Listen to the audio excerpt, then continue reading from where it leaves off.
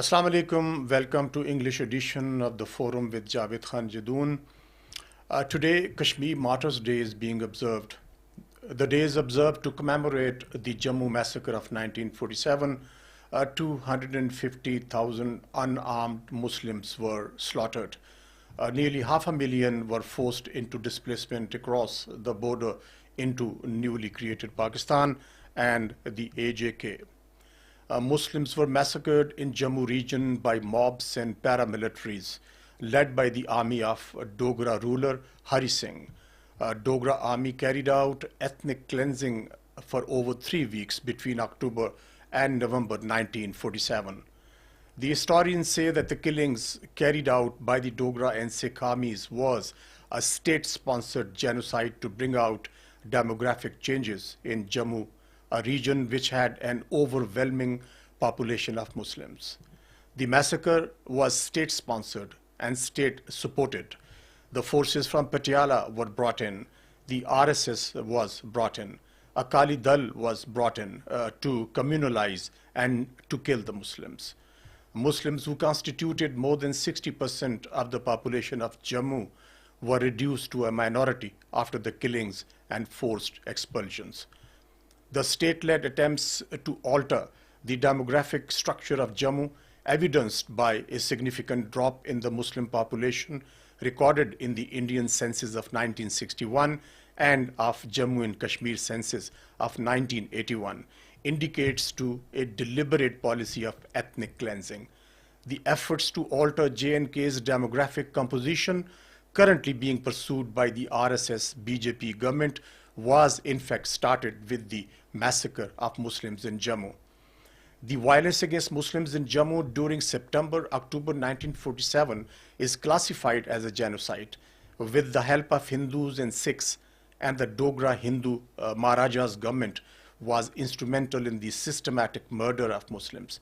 The last British Viceroy, Lord Mountbatten, also brought up the matter at a 1948 East India Association meeting, criticizing Maharaja's actions.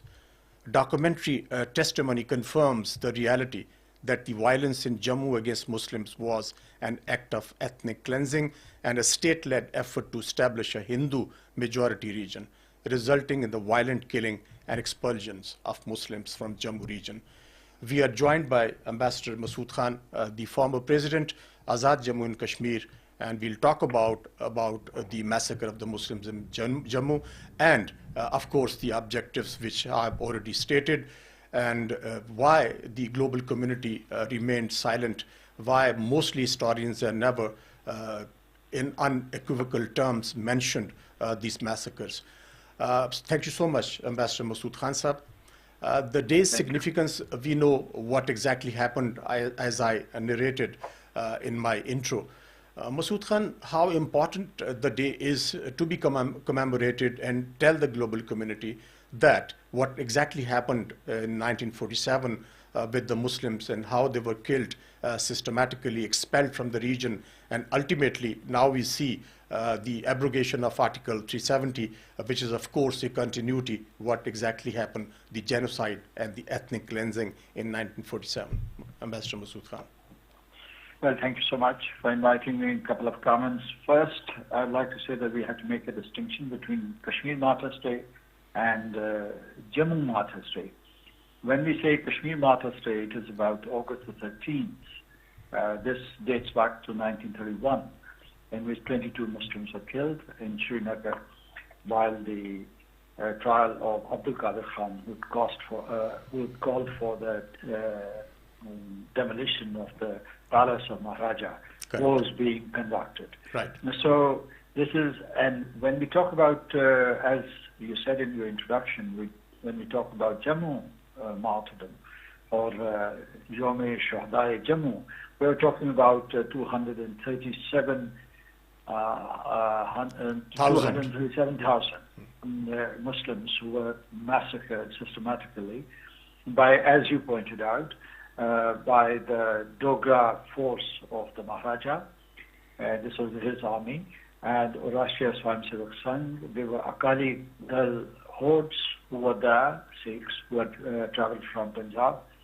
And then Indian National Army, all four of them executed this massacre. This was the first Holocaust after the Second World War, and not on that scale in the shortest possible time, because the entire operation was completed in October and November. And everybody knew about it. Mahatma Gandhi knew about it. Pandit Jawaharlal Nehru knew about it. Exactly. And Lord Mountbatten knew about it. They did not lift a finger. Sheikh Muhammad Abdullah knew about it, who later on formed a cabinet after India occupied the territory, and many of the genocidaires were accommodated in his cabinet. So it's one of the darkest chapters in the history of Kashmir, and that massacre in one form or the other continues.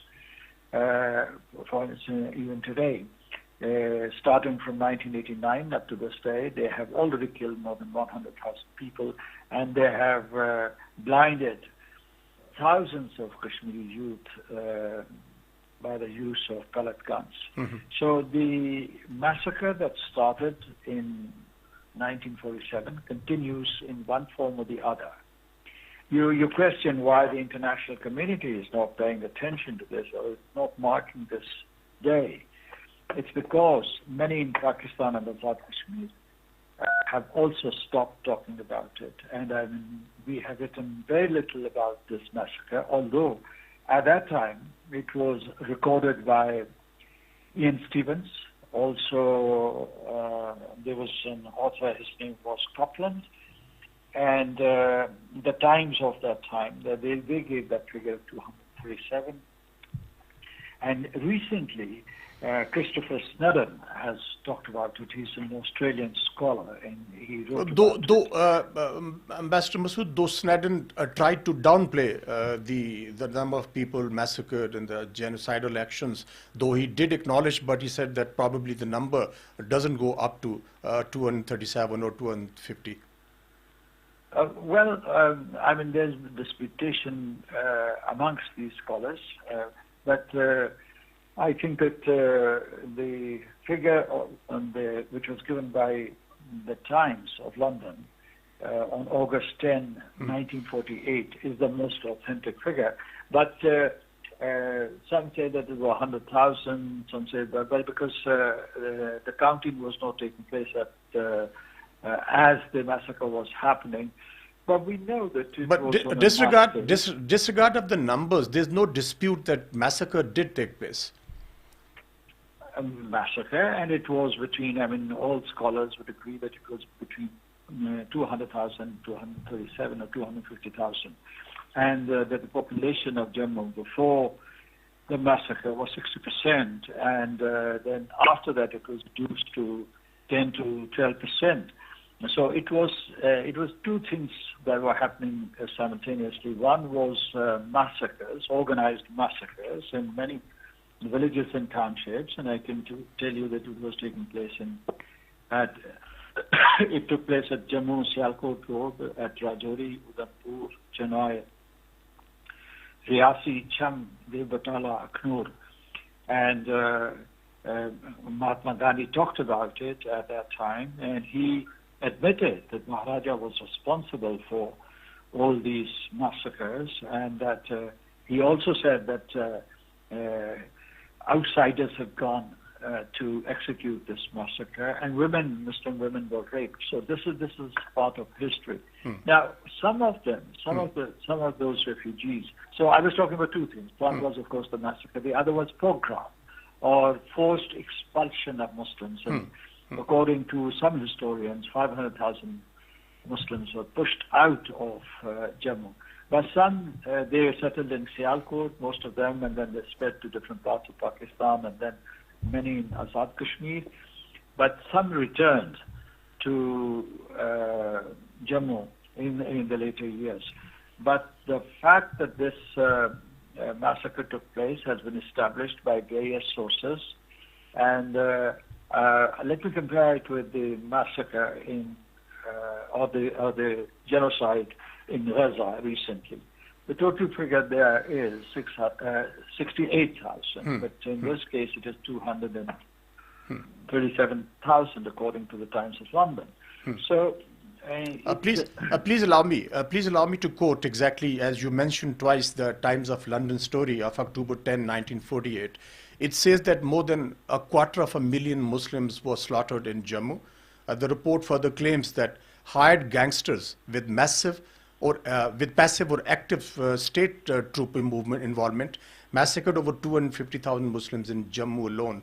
And Ian Stephens reported, you also mentioned, in 1963 that between August and November 1947, up to 200,000 Muslims were killed in a systematic massacre, with another 200,000 missing. This is what you are talking about, Ambassador Masood Khan. Yes, I was, and I mean the most authentic version is of Ved Basan. He was a Pandit, he was a student at that time. He was also asked not to talk about it. There was a lot of pressure on him from RSS and police administration, all those genocidaries who were executing this massacre, not to speak about it. But he wrote about it, and he witnessed it. It was not just hearsay. He witnessed this massacre as it was unfolded. Others, of course, collected and collated information, but Ved Basan was an eyewitness of that massacre. So I think that we condemn it. We condemned it at that time. We condemn it today. And what I pointed out is that massacre continues. That genocide continues.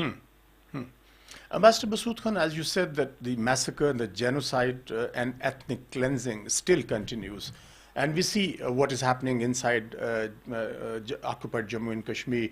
The global community, once again, I would like to point out, that looks the other way when it comes to India, is genocidal policies in illegally occupied Jammu and Kashmir. And it still continues in one form or the other. As I pointed out, that even the abrogation of Article 370 and changing the status of occupied Jammu and Kashmir, the roots go back to that particular ethnic cleansing and massacre in Jammu, isn't it, Ambassador Masood? Yes, I mean, Jammu massacre took place in 1947, so several decades ago. And the international community is not talking about it. But then Gaza happened in the past 2 years, and it was recorded live, the kind of bombardment, the kind of killings, mass killings that went on. And the international community, the bulk of it, looked the other way. So, which means that the international system that has been put together, or the international laws that have been developed, they are partial, selective, and they are not universal in application. So this is a hard reality of our times. I think that when we try to correlate the massacre of Jammu with Article 370, that too was a hoax, as a matter of fact. I mean, because when Pandit Jawaharlal Nehru took the issue of Jammu and Kashmir to the Security Council, the Council gave a dispensation that there should be a plebiscite. And in order to block that plebiscite, he said that, well, the local Constituent Assembly had consented to live with India, and therefore it obviated the need for plebiscite. So that was a hoax, but this was a hoax, an internal hoax, so it was not accepted by Pakistan at all under any circumstances. It was also not accepted by the Security Council.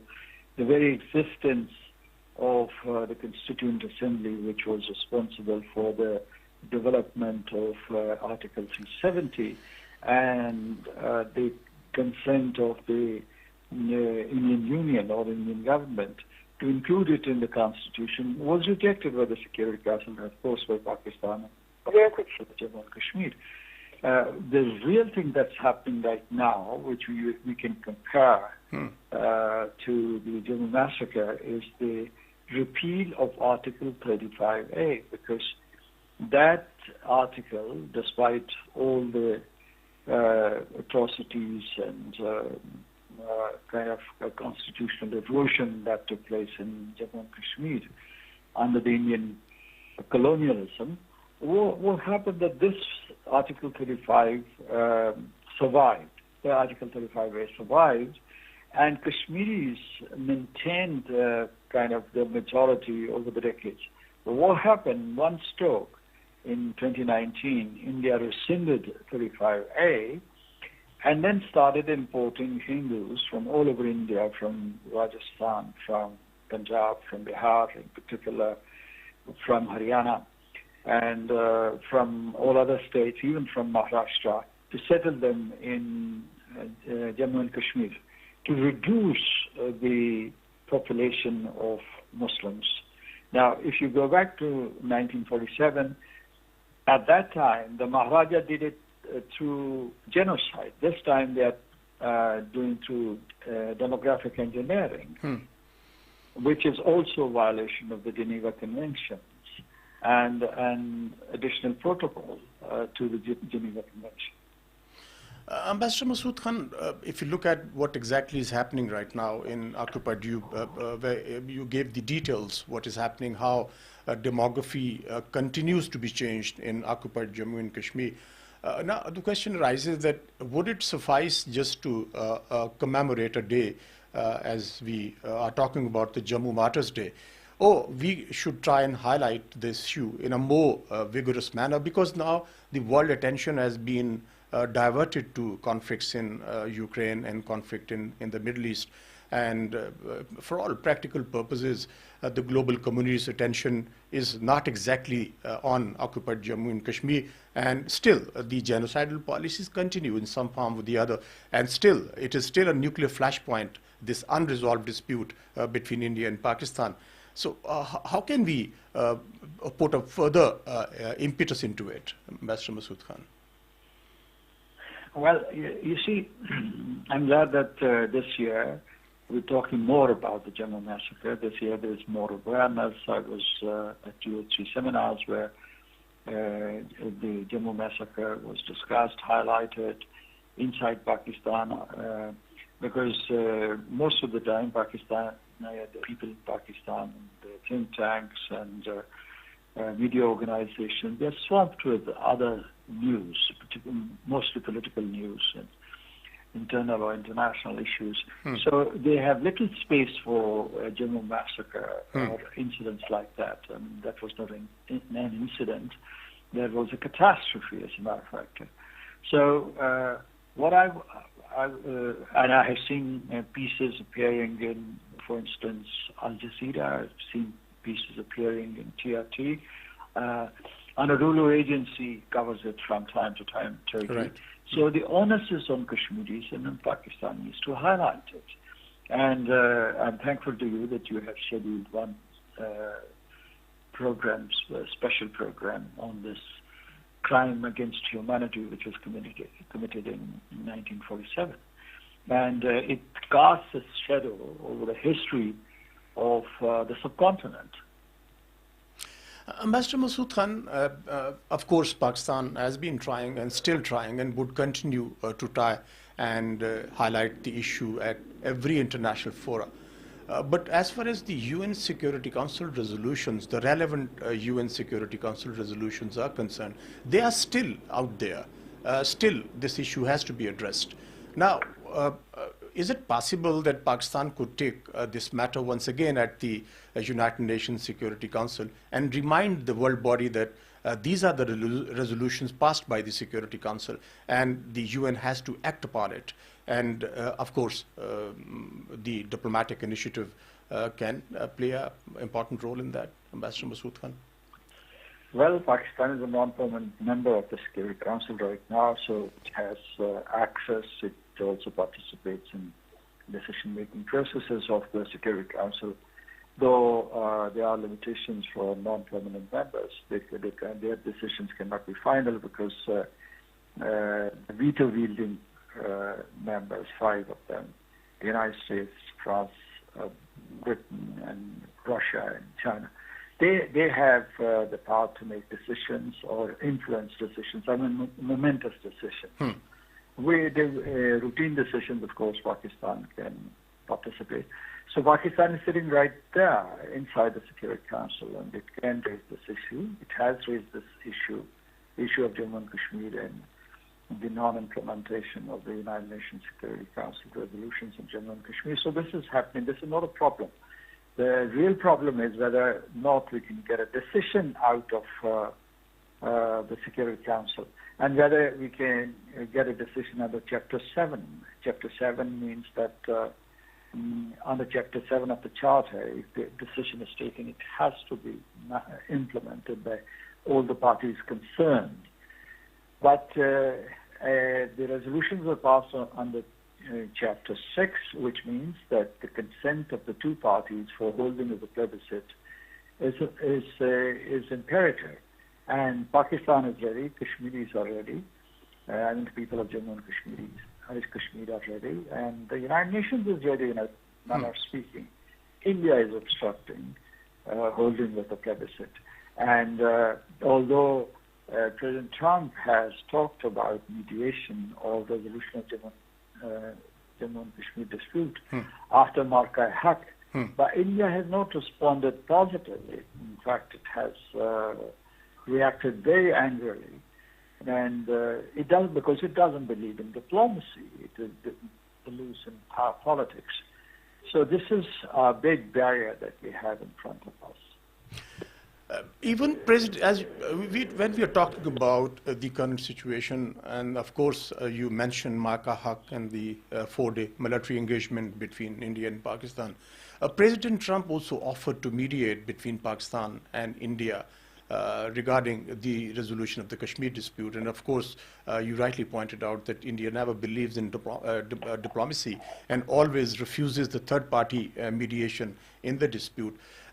Would it be right to say that Pakistan's position is still unwavering as far as the UN Security Council resolutions are concerned, which grant the Kashmiris right to self-determination, to decide their own fate in according with their wishes? So this is exactly where we stand now, isn't it, Ambassador Masood Khan?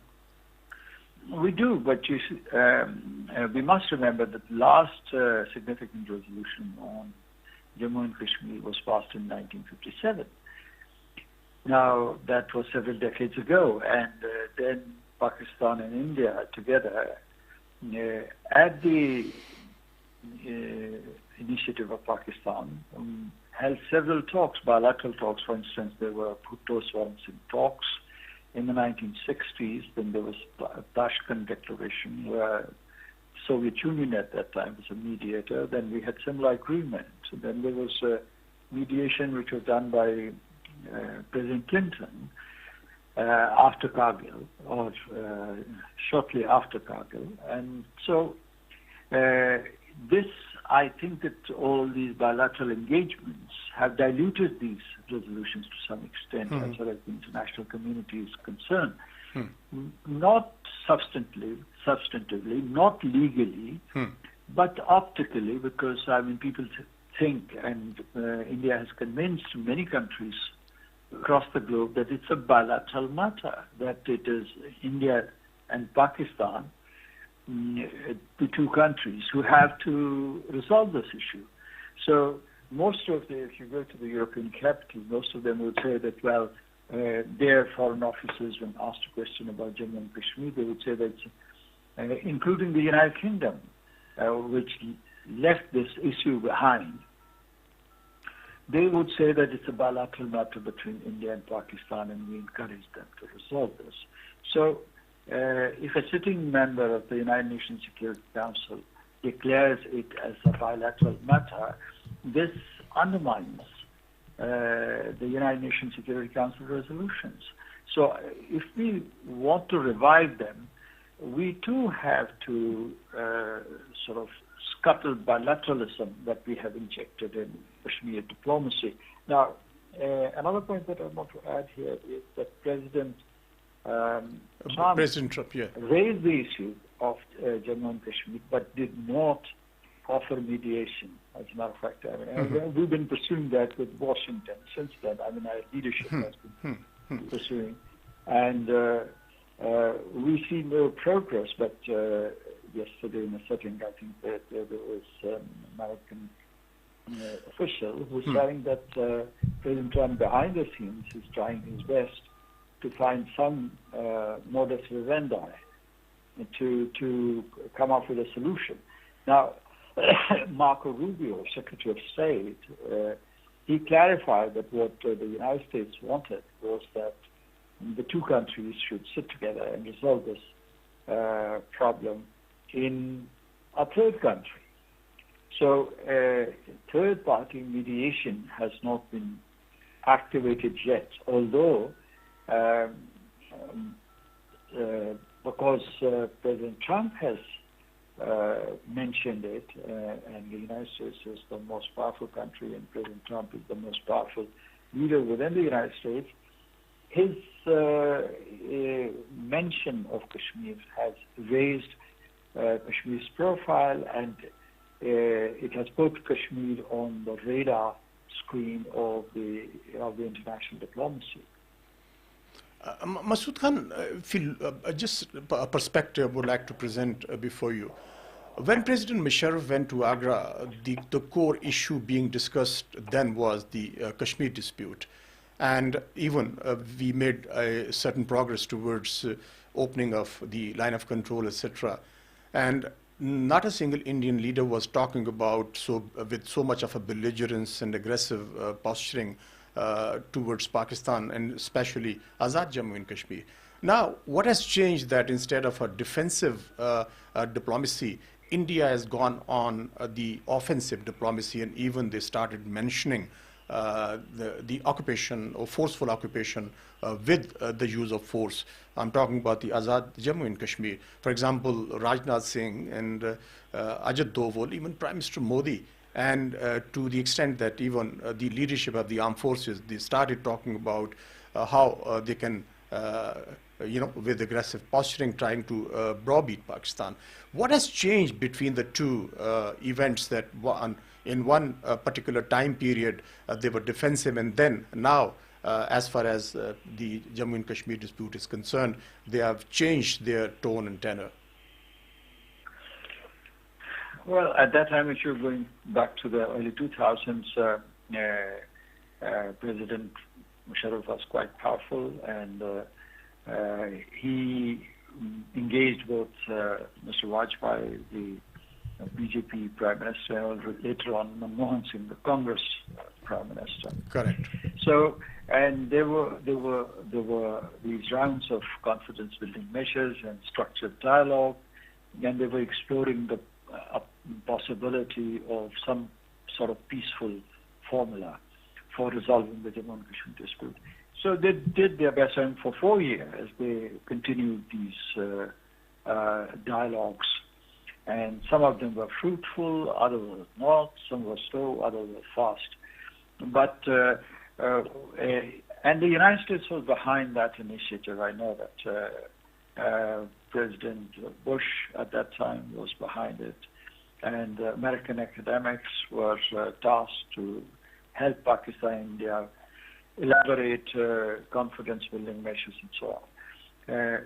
I would also like to point out that when Bhutto-Soren Singh talks took place, it was the initiative of President Kennedy. Earlier, President Eisenhower had also taken initiative. Now, this time, your question is, what is different this time? Because the tone of the Indian leadership is interventionist, irredentist, and also very aggressive. And what's the reason? The reason is RSS and Mr. Narendra Modi. Now, these are hardline hawks who believe in Akhand Bharat, that this territory should not have been divided. I mean, this is historically unsustainable claim, but they stick to it because there was no united India before the Mughal Empire or before Aurangzeb, or then later on it was taken over by the British. But India itself used to have about 400 states or Rajwadas or these different zones. So it was not since Ashoka probably. It was never a united entity. But they have, in the past 2 centuries, they have nurtured this myth of the united India, starting from Afghanistan, ending up in Myanmar. So it's that mindset, and that's why they refer to Azad Kashmir. And if you're aware that in front of Lok Sabha, the parliament, they have a huge mural which shows their territory, India's territory, of starting from Afghanistan to Myanmar. So this is their extremist or violent extremist mindset that is driving that kind of campaign, or which is kind of manifested in such aggressive statements against Pakistan and Azad Kashmir. Thank you so much. Thank you so much, Ambassador Masood Khan, for your time and talking on this very important subject, of course, as we are talking about the Jammu Martyrs Day. And now we are joined by Sardar Amjad Yusuf, Executive Director, Kashmir Institute of International Relations. Thank you so much, Sardar Amjad, for your time. Today, as you know, Jammu Martyrs Day is being observed, and 250,000, as we are talking about, the unarmed Muslims were slaughtered, and nearly 500,000 were forced out of the Jammu region, and Jammu was converted into a minority region for Muslims, which of course was a Muslim majority region. The significance of the day, of course, we every year on this day we observe the Jammu Martyrs Day. But what is important to understand for our listeners is, because a lot of people do not know what exactly happened between October and November 1947, how the retrogressive forces, RSS, Akali Dal, and the Maharaja of Kashmir, the forces were responsible for the massacre and genocide of the Muslims, which of course was a very systematic ethnic cleansing of the Muslims to convert the region into a minority for Muslims and majority for the Hindus. How you see it, and how would you like to educate, in particular, the young generation who probably do not have much knowledge what exactly happened in 1947 in Jammu? Thank you very much. I think when the division of Punjab was done, the Western Punjab and the Eastern Punjab, Gurdaspur was a majority Muslim area, and that was excluded in Western Punjab. That was included in Eastern Punjab, which is with India. That was the only link, Indian link with Jammu and Kashmir. And Jammu was a Muslim majority area, and it basically started in March 47. And then from August to October, and then in November, massacre, Jammu massacre, I think that was an incident if you see the world history. I have studied the history. I have not gone through such a number of ethnic cleansing of a community on ethnic basis. And basically, as President Masood said, that the RSS mindset was behind that. And the Maharaja forces in Jammu, majority of them were non-Muslims. They were not Muslims. The Muslims were mostly the Muslim forces of Maharaja were in Poonch, and some in Gilgit and some in Ladakh. So that particular day of 6th November, Jammu was a Muslim majority area, and about 250,000, as you said, were martyred. The villages were, all. I know one of my friends who was member MLA of IIOJK Assembly. His father, they were 4 brothers and 1 sister, and only 1 person could cross the Sialkot border and came to Sialkot. The other 4 were killed by the RSS people, not by any regular force. So that is very, the history of sacrifices by the Muslims of Jammu and Kashmir. And those who came to the Western Punjab in Sialkot and Gujranwala, they are the Kashmir refugees. As people must know that the Kashmiris settled in Punjab, who are the refugees, are still, they have divided families. Some of their family members are in Jammu. The Muslims. I visited in 2008 in Jammu, and I met with many of the Muslim families over there. And when this was, there was, the bus service, and people used to come through line of control. And the majority of the Muslims from Jammu who are still in the Indian illegally occupied Kashmir, the majority who were coming from there were from Jammu, and majority of refugees who traveled were these people settled in Western Punjab. And that is a tragedy. And I think the Indian Sardar attitude... Amjad, it seems that there was a deliberate attempt to divert the focus, what exactly happened between October and November 1947. That is the systematic ethnic cleansing of the Muslims. Nehru knew it, and even Mountbatten knew it, and even the important historians knew it. When we were talking about the massacre with the former IIOJK President, Ambassador Masood Khan, I quoted the Times of London story from October 10, 1948, and that story says that about 250,000 Muslims were slaughtered in Jammu. The report further claims that the hired gangsters, as you also mentioned, the RSS, Akali Dal, with passive or active state troop involvement as well, Maharaja of Kashmir, massacred over 250,000 Muslims in Jammu. And another very eminent historian, Ian Stephen, says that in his report in 1963, that between August and November 1947, up to 200,000 Muslims were killed in a systematic massacre, with another 200,000 missing. That means if we add up this number, it goes up to 450,000 Muslims, all of them killed. So it's a massive number of people killed, Muslims killed by these retrogressive forces, along with the regular army of Maharaja. So what is important to understand is that still the same genocidal policies continue in the current times in occupied Jammu and Kashmir. Nothing has changed, though the world community has been talking about the repression in occupied Jammu and Kashmir. Sir, actually, there was a nexus between Lord Mountbatten and Nehru. And Nehru originally coming from Kashmir, his family. So they actually planned this.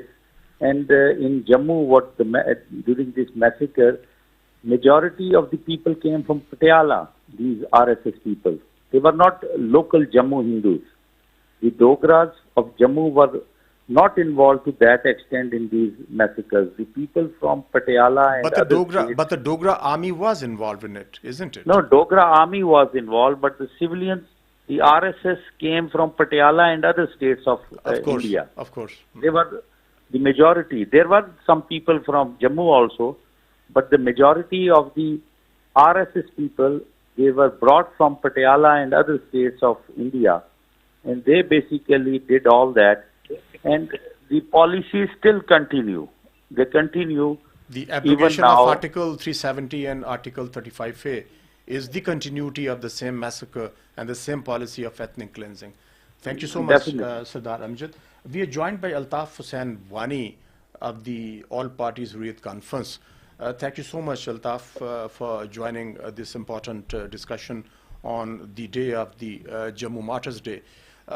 Mr. Wani, if I'd just like to bring to the attention of our listeners that if you look at 1981 census, before that, and I'm talking about before the ethnic cleansing of the Muslims constituted more than 60% of the population of Jammu region. And now, if you look at the figures, census in 1981 says that the Muslims now comprise 33.81% of the total population, while Hindus 62.06%, Sikhs 3.67%, Buddhists 0.11%, and others 0.35%. This is how the demography of Jammu region was changed with a systematic and ethnic cleansing of the Muslims. Mr. Yes, Wani? I think, hello, you hear me? Hello? Yeah, Mr. Wani, please. Your comment, please. Yes, it's very much true that this was a deliberate attempt on behalf of the Maharaja forces as well as the RSS forces, which were already over here. RSS has already established its camps in Jammu well before the partition of the subcontinent, as they knew that the Muslims of Jammu and Kashmir, they were jubilant. Pakistan will come into existence and get into Pakistan. So this was a deliberate attempt, and it was not a spontaneous attempt. It was not an criminal rights were here. It had nothing to do with that. It was all an orchestrated attempt by the Maharaja's forces as well as the RSS forces, and collaborated by then the Indian leaders at that time.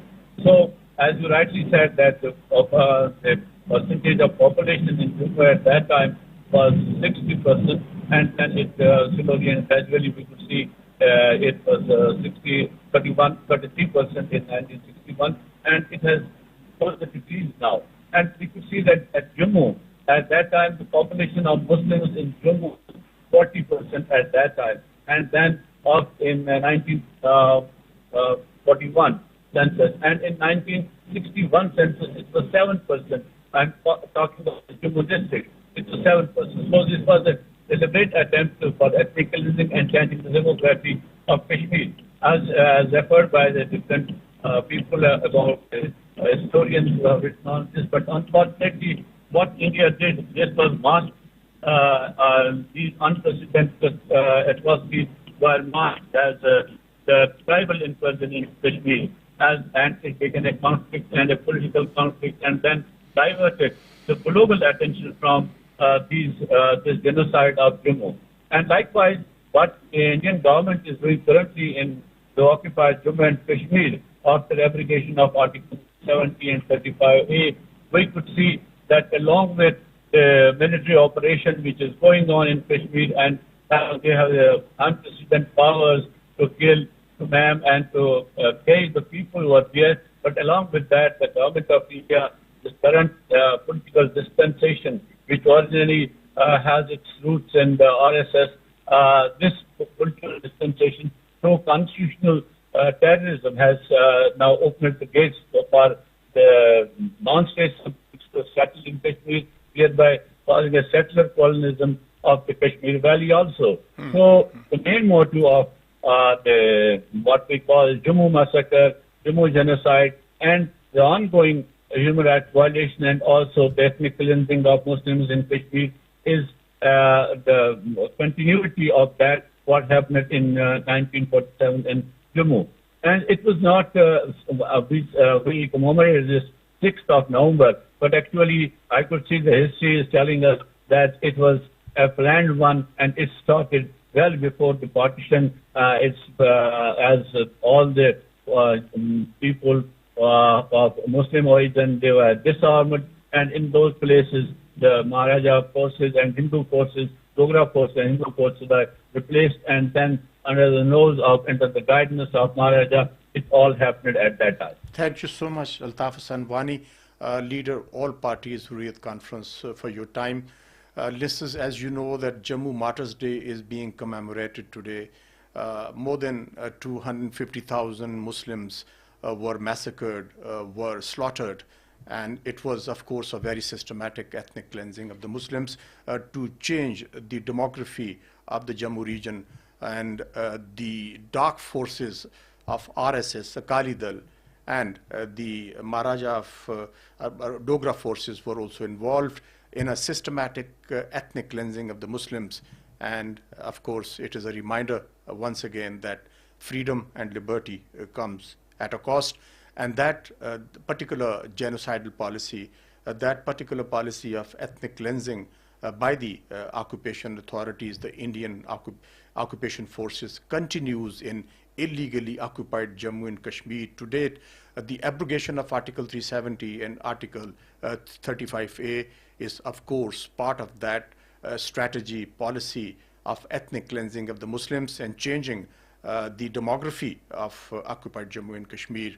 Though Jammu and Kashmir is the unfinished agenda of the United Nations, the relevant UN Security Council resolutions call for plebiscite and give a right of self-determination to the people of Jammu and Kashmir to decide their own fate in accordance with their own wishes. With this, we come to the end of the show. I'm saying Allah Hafiz.